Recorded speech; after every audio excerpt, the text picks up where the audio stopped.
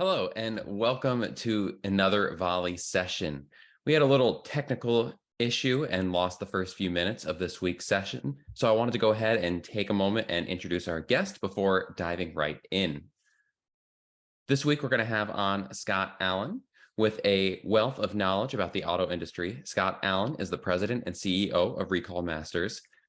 Scott's career spans more than 2 decades of sales and marketing leadership in the automotive industry, having built several product, service, and technology companies that serve dealerships, service centers, and other automotive organizations. His imprint can be found on several partnerships with the likes of BMW NA, Mazda, AutoNation, Penske, Sonic, Lithia, David Wilson, Potamkin, Holman, Mile One, Price Sims, and many other regional groups. Let's go ahead and jump right into this week's Volley session. While I'm waiting for him to call in, let's go ahead. Like always, Liza is going to come in and share some news about Volley and a great new feature we have. Let's bring her in while I get Scott to call in, and then we'll pick right back where we left off there. Hey there. Can you hear me okay? Yep, there you are. Okay. Thanks, Liza. I am stationary. I'm not at a hotel, so hopefully maybe you can grab Scott while I share my screen quick. Can you just turn on the screen sharing quick, Jake? This week, caught you again, sorry. Exciting stuff on our side. So I know I've talked with a few of my accounts about this. If you have not heard about this yet, I'm happy to be the first one to talk to you about it. We have a number of accounts who kind of balance, their team is logged into Volley, and they may also be logged into some kind of second software, second tool. And there are people outside of Volley who might work at the store who care about, the communications that are happening in Volley. They want to see what's going on without necessarily having to log in. So we've been talking for a while about creating shareable links that make it really easy for your team who's working in Volley to make their communications visible and accessible to people who don't log into Volley and who really don't care to, right? But kind of giving them that inside scoop on what's going on inside the platform for your team. So the shareable links can be turned on and off at your account level. So if this is something that you're interested in, talk to your rep about it, this coming week. There are 3 places in the application where that link will be accessible. So if we have the shareable links turned on inside your account, you get the share button in the communication center. So reps can use this shareable link. On the customer profile, this is the new customer profile page. If you haven't seen this yet, talk to your rep. But the shareable link is accessible from here as well. And then third and final is that shareable link from the conferences view page. You can kind of see between these 3 pages, they're starting to look more alike, which is nice. All of these pages kind of flipping over into that newer, more modern framework. Exciting things. And I think it makes the app a little bit easier to navigate. Things look consistent from page to page to page. When you are generating the shareable link, if you're doing it from one of the admin pages, so either from the conferences view page, that call page, or if you're doing it from the customer's profile page, you'll have a couple of configuration options. You can set your link up to either be unlimited access, or anyone with the link can access the information, or you can restrict the access by including a password.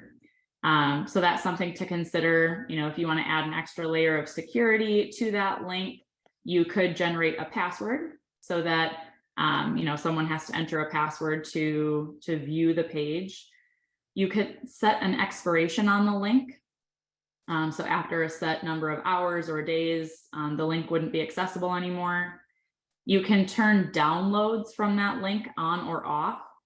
So meaning, ability to download recordings essentially, right, from that link. And then you can give the link a name. If you come back to this page, so say I generate a link, I give it to the salespeople at my store. I could come back to this page in the future and I can see who has accessed that link, how many times they've clicked it, when was the most recent time that they looked at it, etc. So just kind of some visibility from your end. When your reps are generating a link from within the communication center, it's just going to generate the link for them. They don't have to go through all of those steps of, configuring what the link will do. It's just going to be a kind of generic settings link. So it's no password, no expiration. So it's a little bit quicker, a little bit maybe easier, right, for your reps to use. It's just going to go based off of those default settings for them. Once this link is generated, I'm going to open up an incognito tab just to show you guys what that looks like. If you don't know incognito, it's I'm not logged into Volie. This is a totally separate tab, right? So I'll show you what it looks like for someone who, say doesn't have any access to Volie at all. This is a link to the customer profile page. So basically I have view only access. I can see all of the communication history. I could see the sale and service history, the dispositions, etc. But if I try to click outside of, what this link gives me access to, I can't get into the campaign settings. I can't get into reporting settings. It just locks me into this link. If I were to try to click out, for example, on the Volie link, it's going to tell me that I'm not logged in, so I don't have access. So it's nice, easy way to share kind of some information with people who are external to Volie, people who might not be logging in, but easily kind of giving them visibility on what your team is working on. So it's exciting for us. If you have any questions, talk to your rep. We're excited to get it out there for you. It is something that has to be turned on. So if you're going into your account looking for it, grab one of us first and we can help with that. But that's all I got. Thanks, Liza. Very exciting. I know that the team's been excited about this to roll out for quite a while, and it should make things a lot easier for a lot of the accounts. So thank you. And it looks like Scott was able to rejoin, so we can go ahead and pick up where we left off. Scott, it says you're muted right now. Technology always works, and then you're doing something live and it doesn't work. Well, how's my volume now? I'm on my phone at this You're juncture. Perfect. Okay. Perfect. Let's just do that. Yeah, no problem. So let's go ahead and dive right back in. Tell me a little bit about how having a good recall strategy can help build retention. Okay. Yeah, very good. That's where we broke off. So I guess the opening comment that I think I was already touching on is, something that is an absolute fact. It's a fact today that, I think a lot we're trying to figure out years back is recalls are not going away. More and more of the manufacturers are publishing recalls, if not weekly, monthly, and they're not waiting for the government, which is, we know what those is NHTSA mandated recalls. So there's been an absolute increase, really starting back as recent as probably 2018, definitely 2019, where more and more of the manufacturers are coming out. They're trying to get ahead of it becoming a national government-backed issue. And so knowing that, and knowing that, like I can tell you right now, with all of the open safety-related recalls in the United States today, about 50% of them fall into that voluntary category. So why is that important for retention? If it's a segment, if you're a dealership and you're looking to grow your business and really focus on retention, then this is a segment of customer, a segment of vehicles that you need to pay attention to. There's definitely some benefits to that segment of customers in your market that can help with your growing your market share while increasing retention.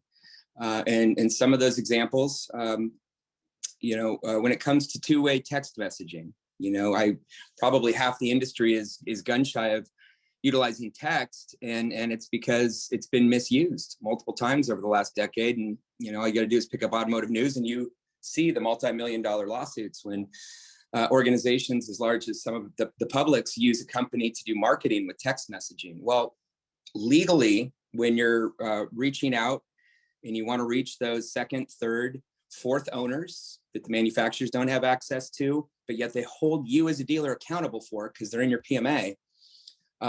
Recalls is part of should be part of the strategy. And whether you have a very capable resource in your dealership that stays current with the TCPA or Telephone Consumer Protection Act laws, any state laws that are applicable, because they do change from time to time, or you use a company that just specializes in it. Recalls helps retention and market share because you can cast a wider net. You can speak to more and communicate to more vehicle owners that aren't those 1, 2, 3-year-old vehicles that both you as a dealer as well as the manufacturer has contact information for. So you can text them as long as you're not using dialers or any kind of artificial intelligence, even if it's a vehicle in your market that hasn't been in your dealership for years or maybe never. When there's a safety recall, that rule does not apply. So you can actually, utilizing the safe policies, can reach out. So now you can text, you can call. A big segment, upwards of usually 20% or more of the vehicles in your market that impact your market share and your retention. One of the things that we saw early on, one of the requests, I guess, better stated, we had early on as we were learning and building out our organization, was that we were driving in such a high percentage, I mean, upwards of 60 to 80% of the vehicles that have one of these unrepaired open recalls that fall into a safety category are out of warranty. So many of them are 2, 3, 4 years since they've been back to a dealership. And many of our, I mean, without naming specific brands, I can say Toyota, I guess, because we had some of the largest Toyota stores and still do in the country. And they were worried that bringing in a 6, 8, 10-year-old Toyota that had defected to an independent once they fell out of Toyota Care, is the recall going to bring them in, and then are they going to go back to Jiffy Lube or wherever and never come back? So, back to your first question when we started the call, I myself and our company is really focused on how to help our dealer and our group partners and our OEM partners make sure that recalls are part of the ecosystem. It's part of retention because you can reach more of those vehicle owners that their information is not traditionally made available from marketing sources. But you have to have that last piece, Jake, that I mentioned. You have to be prepared as a dealership to understand the lifetime value of every vehicle that comes in. And so there's a lot of different things that I've learned over the years. There's things that we provide and promote to our groups and dealers to help with that retention cycle. So the recall gets them in, allows us to cast a wider net through means of calls, text, not just using email and mail, but that's obviously a good means as well. And then have a process in place so you greet that customer that has the recall, whether they've never been to your dealership or if it's been many years. You have to do something a little different to ensure that they come back. And we've seen that happen. And I'm proud to get the feedback that we've had in the last several years of some of the publics and large regionals where their retention has grown through that kind of strategy. You brought up something, and I actually had a question come into email, which again, everyone, you can put in questions in the Q&A chat box right here on Zoom, and you can email me at jake@volie.com, and we'll get to as many as we can. But I'm going to get to this one early because it was kind of a branch off of what you just said. So how do you communicate? How do you balance the communicating the seriousness of the recall and not freaking out the customer with, hey, you were driving, your car almost exploded? And to that end, what coaching tips do you have, to do a good job on the tone of the call and such? And that's a great question because, none of us know what we don't know until we learn about it. And what you're talking on right now, was very personal to me. So having the opportunity early on to spend days in some of the arguably the most professional, well-managed business development centers in the country, from organizations like Penske and Walzer and Schomp and these guys that have invested millions and millions and have 15, 20 plus seat headcount, and they're really good at what they do. when it comes to, lease returns and service and appointments. What we found early on, after listening to hundreds of phone calls, because any managers that are on the call, I highly encourage you to invest the time. You guys are all busy. I mean, we're all busy, but if you want to make incremental improvements, in your department or your dealership as a whole, you have to invest at least, if you can invest 1 hour a month, just 1 hour a month, maybe it's on your drive home, have one of your employees download some inbound calls coming into your service department. It will increase, it'll, first of all, it'll educate you, give you the awareness, and ultimately you'll improve your business. Because if you're not doing that, then your finger's not on the pulse. So back to Jake, your question, that's what I practiced. And in the early years, what we found is this: an individual that has a recall runs the gamut of emotions, and most of those emotions are not in the positive factor. They're not excited and they're not happy. They're upset, to say the least, frustrated, scared. I mean, we've listened literally as an organization, myself as an individual, I've listened to hundreds of calls. I don't even know if it's up to 1,000. And when you hear these, and you can hear the mom driving the minivan that's got the kids in the back and literally gets a notice, regardless if it comes from the manufacturer or someone else, they're worried, they're scared. This is the vehicle that takes her kids to school. She's on the road, but she wants to know, is that latch going to open up on the freeway? This is real. What I'm sharing with you is real. And until, you experience it firsthand, it's hard to understand. So that would be one of the first things I would say is you got to make sure that the consumers are handled properly at the first time they contact your dealership. Let's face it, we're all car guys and gals on the phone. I'm consistently helping my families and neighbors buy cars. I've been doing it for 25 years. And why do I do that? Because they don't trust dealers. People that aren't in our industry, going to a dealership, is right there with, going to a law firm to hire a lawyer. So we have to change that. And that's part of my mission, and has been for years. But with this company, is to bridge the gap between that, just that reputation that so many dealerships have. And maybe it was just a guy trying to sell somebody a car and doing it the wrong way 6 years ago. But you have to handle the consumer on the phone. You have to have all the answers. And if you don't have the answers, don't pretend to have the answers. There's various companies out there that can help dealerships so that they have that information at their fingertips. If you show empathy in the first 30 to 60 seconds, and don't treat them like every other oil change customer coming into your store, you'll be ahead of the pack. And what we found through data, it's all about data. That's driven all of the decisions we've made at Recall Masters. And the manufacturers follow our lead, unlike, other types of companies, but it's all data driven. If you handle the consumer appropriately, properly, and you got to keep the calls under 5 minutes. You have to keep them, because nobody likes to be on a long call. Mm-hmm. Heck, doesn't like to be on long calls with me. But do you think so?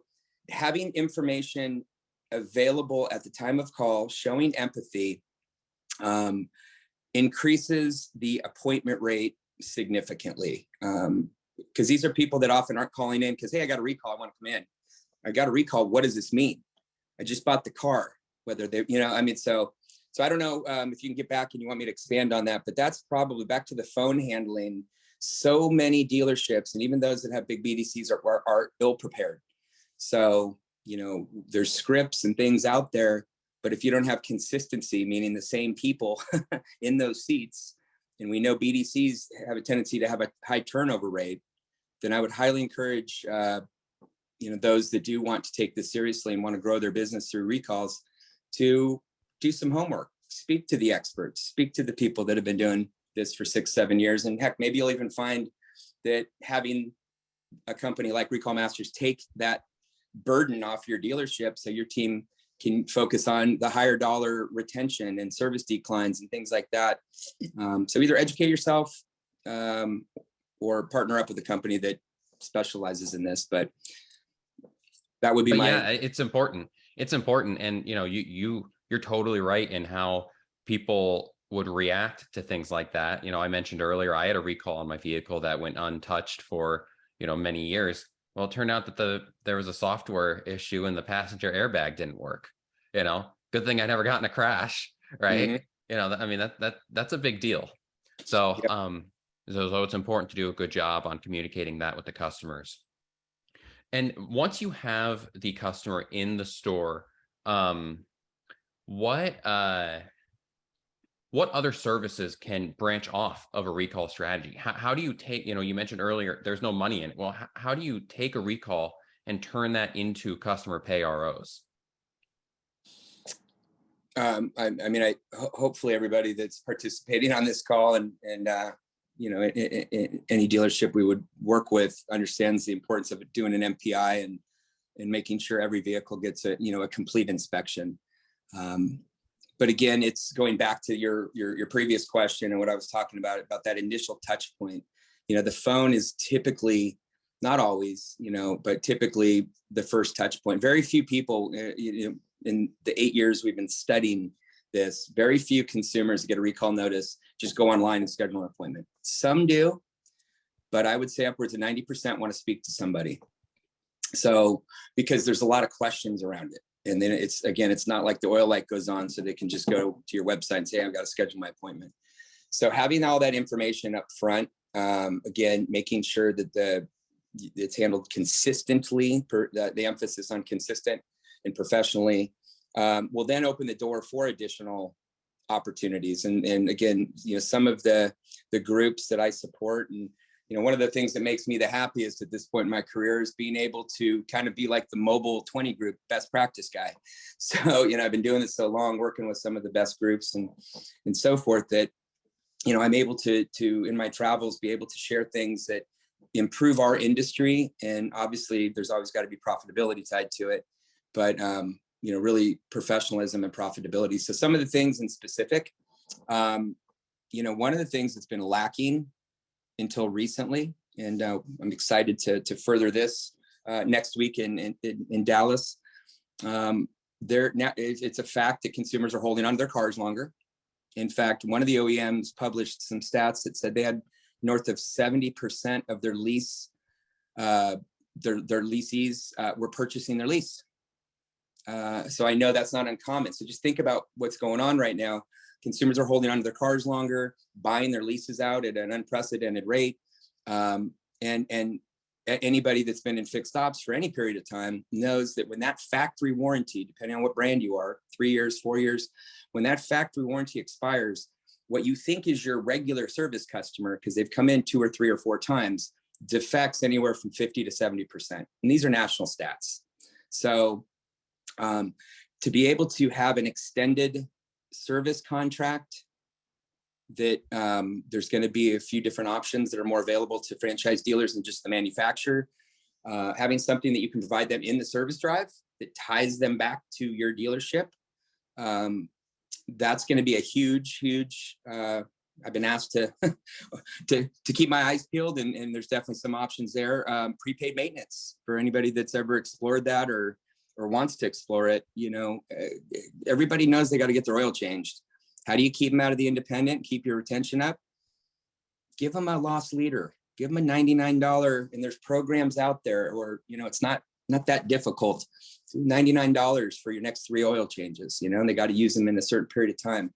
It's not about the oil change. It's not about the 2/10 warranty reimbursement on the recall. It's about the lifetime value of that customer. So prepaid maintenance, extended service contracts, and again, lease returns, again, and I wish I could tell you this, Jake, was all in my head, but it wasn't. I'm continuing to be a student of best practices and ways to professionally conquer the recall epidemic while helping make sure the industry flourishes. And how does it flourish? Well, taking care of the consumer, providing them goods and services that make sense that they need. But lease returns is a great way. I've got plenty of stores I've worked hand in hand with. Most folks know what a pull ahead program is and don't know that that's been, front of mind in the last few years. But boy, if you have access to the vehicles that are leased in your market, and any of those vehicles have recalls, which so many do, to be able to get an early shot at that individual, get them out of the lease, a few months early. That's another great process I've seen some of the groups I work with do. So service contracts, tying back to your dealership, prepaid maintenance, whatever you're building or promoting in your store. And by all means, being able to tackle the lease returns ahead of time. I'd say those are the top three that come to mind. So when you see a dealer put this stuff in place, what do they typically see? How does this affect the store?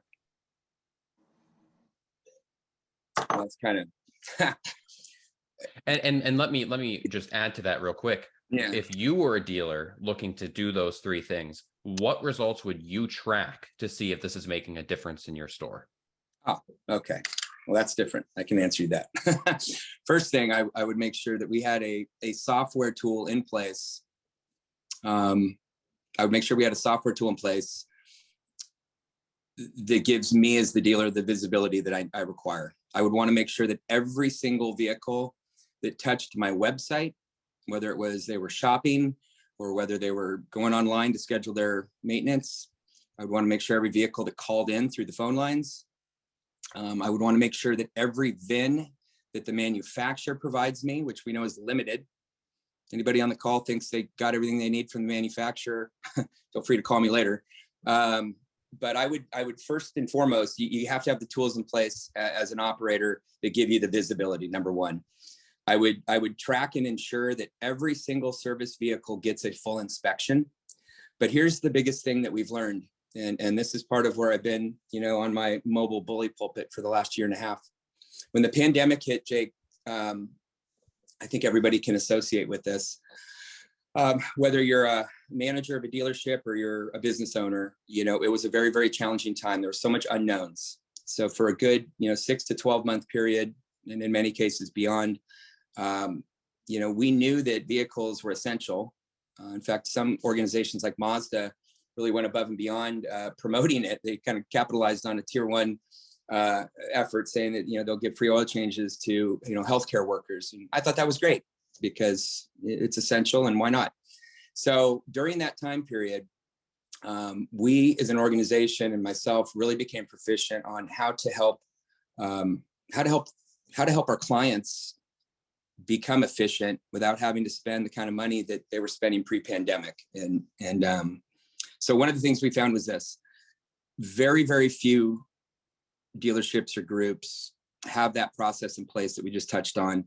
And they're just happy when they see an appointment scheduled, whether they're growing their online, letting the consumers go online at midnight and they're under roof saying, hey, I'm coming in next Tuesday, or whether they call in and speak to somebody saying, hey, I'd like to bring my car in this Friday.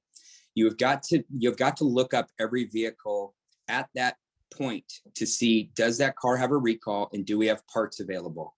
More and more and more and more, at the run rate recalls are coming out, if they're not flash update programming type recalls, and they require a part, it may take a few days or a week to get the part. And so many dealerships until recently missed the boat. They think, oh, well, I look up every car when the customer comes in. So if I was running a dealership, Jake, I would make sure I had the website and the phone covered. I would make sure I had a software tool that gave me the confirmation and visibility that every service vehicle and every service appointment was looked up for parts. I would go one step further. I'll give everybody a little best practice here that very few people are doing today. Actually, nobody's doing today. Think of the amount of parts that are sold wholesale through various dealerships around the country. In order to sell a wholesale part, you have to get a VIN number. A lot of those parts go to fleets, commercial, but there's always a VIN tied to it. So that's a way for those that are innovative, for those that are, again, owners, general managers, people that aren't just wanting to get through your day and your month and just, hey, you don't want that extra hassle. That's not for you, but you want incremental business and you want to be able to increase your warranty. And there's things you can do to, increase business beyond warranty. Set up a process through your parts department to make sure that every part sold gets looked up. And there's software out there that can do that. So if I was a dealer, I would cover that base. I would put mobile into play. Mobile's something that was talked about loosely pre-pandemic. more and more groups and dealers I know dipped their toe in the water because they felt they had to during the first 6, 12, 18 months. After the pandemic, they had to go to the house or go to the business. I think less than 20% of those dealers that dipped their toe in the water because they felt they had to kept that process in place. But I can tell you, those are the dealers. Another reason I'm here this week out in Philly and Jersey, we support. That is the wave of the future. And I would absolutely put a mobile strategy in place. And I know all of the objections. I know all of the reasons why, at first glance, some dealers might, managers, that doesn't make sense. It doesn't pencil, but that's hogwash. Because recalls alone, with the abundance of vehicles that are sitting in and around every franchise dealer, whether it's independents, if you're a Toyota store, you got Toyota, every dealership that's around you. And having that opportunity combined with a good scheduling process, consumers appreciate it. And there's plenty of statistics today in the industry that are published, not by me, but by other organizations. When you put a good recall, or a good mobile strategy in play, it'll increase your retention. And unlike I heard, this is the last comment I'll say, years and years ago, back in 18, 19, even 2020, so many of the guys I respected said, Scott, we're not going to, we can't do a full MPI. We can't get, we can't maximize if we do mobile. That is absolutely hogwash. Today, we are seeing an increase in RO from the dealers and the groups that have really embraced mobile and are going after it. And then last but not least, many of the manufacturers, we personally work with about 7 of them directly. And I think everyone that I partner with will pay double time or at least time and a half or double time for their franchise dealers to go do certain recalls mobile. So mobile strategy, software for visibility, and an insurance that there's a process that's consistent 7 days a week at my dealership. That's what I would do. And you mentioned that people who implement these things, including a mobile strategy, generally see an increase in ROs. What percentage increase do you typically see? Well, I mean, it's all relative, Jake. It's all relative. I have a dealer in Pennsylvania that's writing 2,000 extra I say extra 2,000 ROs a month from mobile, but he's on the far extreme. He's got 4 mobile techs. I think it's all relative. So it's hard for me to answer that because if there's a Chrysler dealer in Southern California that's actually coming with me to NADA.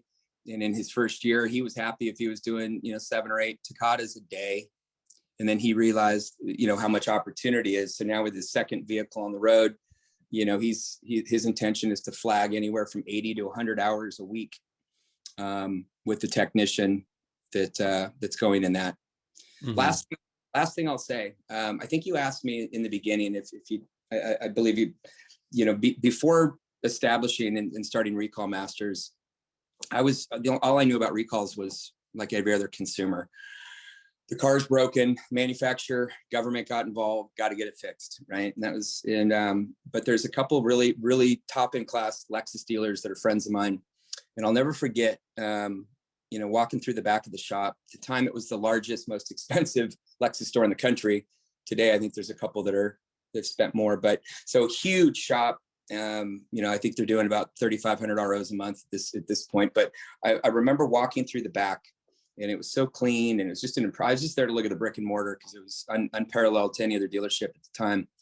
And I remember seeing, I think they were RXs, and he had like 10 of them lined up. It looked like Hot Wheels kind of, and he had a bunch of people working on all of them. And that was my first glimpse, and that was before starting, Recall Masters. But the efficiency that I saw there, and I know many stores do, but so many don't. If you have an opportunity as a dealer, as a service director, and you want to grow your business, there is ways to either target on your own or work with a company, because what that Lexus dealer was doing was using their certified tech that had to actually do the repair. That really was about 10% of the work. And they had hourlies pulling the dashboard and doing all the non-repair work. So, you want to talk about absorption rate, how you get north of 100%. have an efficient recall strategy. And today there's information available to companies like ours that we can actually sort. Does a recall need to be done on a lift, or can it be done remote? So having all of that information up front and either really going after it on your own, or at least partnering with the company, if not for the information, for the full service, you can be a very, very efficient dealer, and you can maximize your technician, whether they're on the road in a mobile van or whether they're in the shop. But it's all about visibility, abundance, and process. Mm-hmm. Well, let's go ahead and I have one last topic I want to cover, and then I know you need to be getting to the airport. So I know a lot of dealers are trying to find people who aren't in their database for recalls. How can a dealer go about that?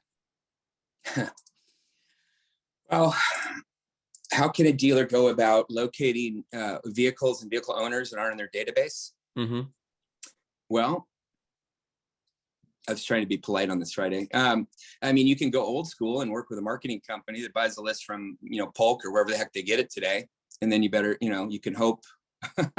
As I mentioned, when it comes to safety recalls, there's some unfair advantages for those that are in the dealership world. There's very few companies that I'm aware of, and I'm thinking because I scour our industry. Scott, I guess let me just clarify, for everyone on this call who isn't aware, I know this is a learning call, but we do work with recall masters, and I know you can help them out. Are dealers able to buy recall data that is in your PMA that isn't in the DMS? Buy, leverage, utilize. The answer is yes, and that's part of why. That's why I was a little hesitant, because we really tried to distance ourselves from a marketing company, although more and more of what we're doing in our outreach appears to be marketing like. The power is in the data, Jake. Everybody should know that. And the data, it really falls into two buckets. You have to have a complete, most robust, actionable set of all of the recalls that your dealership or your dealer group can work on. And I don't know of one other company in the world at this point that has a team of a half a dozen individuals that manage the status of almost 15,000 open safety recalls. So that's number one. You have to have access to all those recalls. Number two is on the consumer information. And we all know, I mean, the laws are just consistently increasing on consumer privacy. And as a consumer, I'm glad.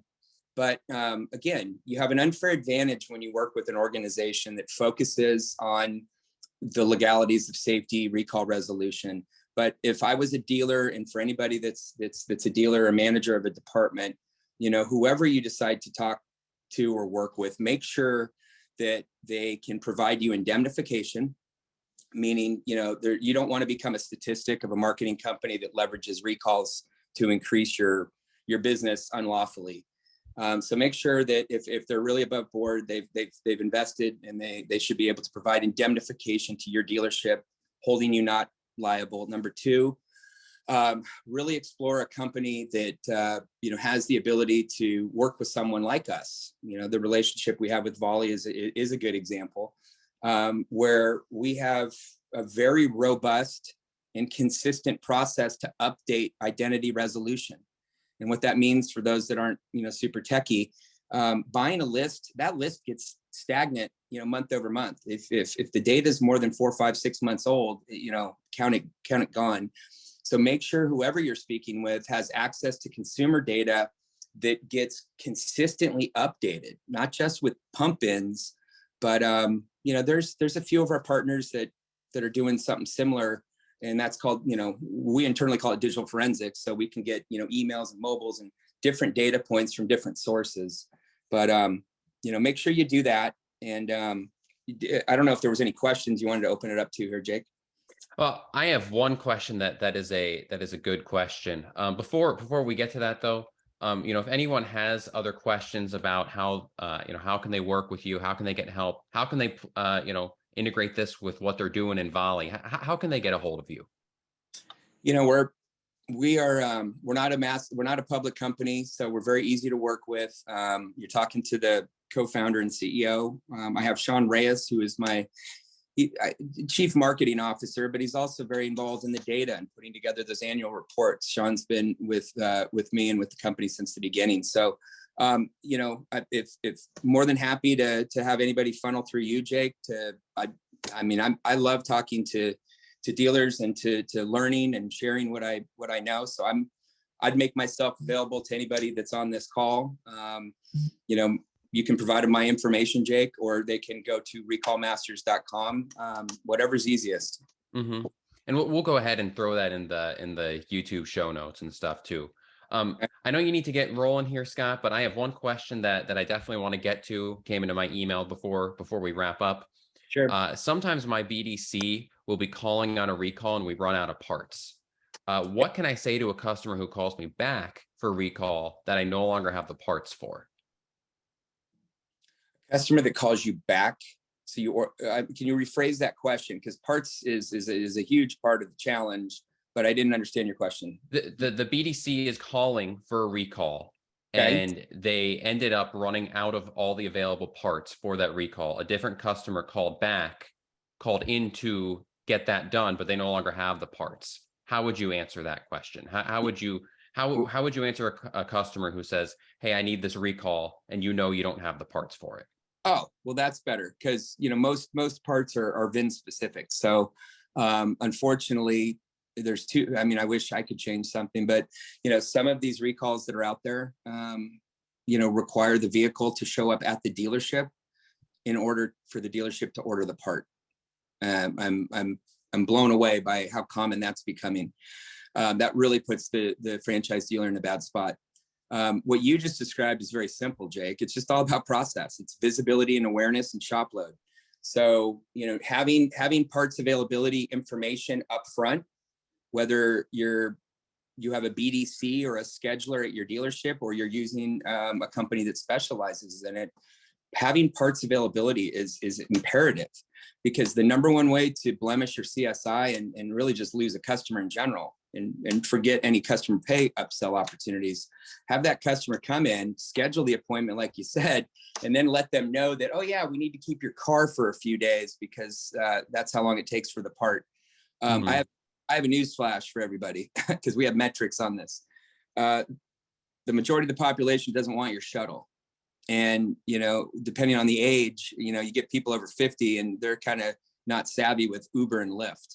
So with service loaner cars being probably at an all-time low, at least for the last, you know, decade or so, if you're not prepared to put a customer that you scheduled to show up at your dealership into a loaner, you're missing the boat. So you want that information up front. And again, that is something that we easily provide to, you know, Reynolds and CDK and Techion and Affinitive, and the list goes on and on and on. We can provide it through the Volie system, through an API, so that at time of speaking to the consumer, you can let them know at that point whether the part's in or not, or what they need to do. Mm-hmm. Any other good metrics that the agent should have when they're talking to the customer? You know, I mean, the basics that you guys, I think at Volie should be good at as well. You know, it's all about expectations. For those that are parents, and I have an 11-year-old, you know, it's really no different than handling your service customers. You have to be forthcoming, honest, and have all that information up front, set proper expectations. You know, it's really whether it's an oil change, let them know how long it's going to take. If you have a loaner vehicle or not, just give them the information up front. But be prepared to, back to enclosure here, and I'm watching the time. There's really some simple things that we help our groups, specifically in some of the OEM partners, you know, down to their franchise, that have worked tremendously over the last 4 years with growing retention. Don't be the same guy. Don't say, hey, and because you're here today, we'll give you 15% off your next service. Not only are you probably giving away a bigger percentage than you or your dealer wants to, but that doesn't sound exciting, you know? So there's tools and things out there that can, the value can be perceived at the consumer much higher, and it can have a higher response rate at your dealership with giving less margin away.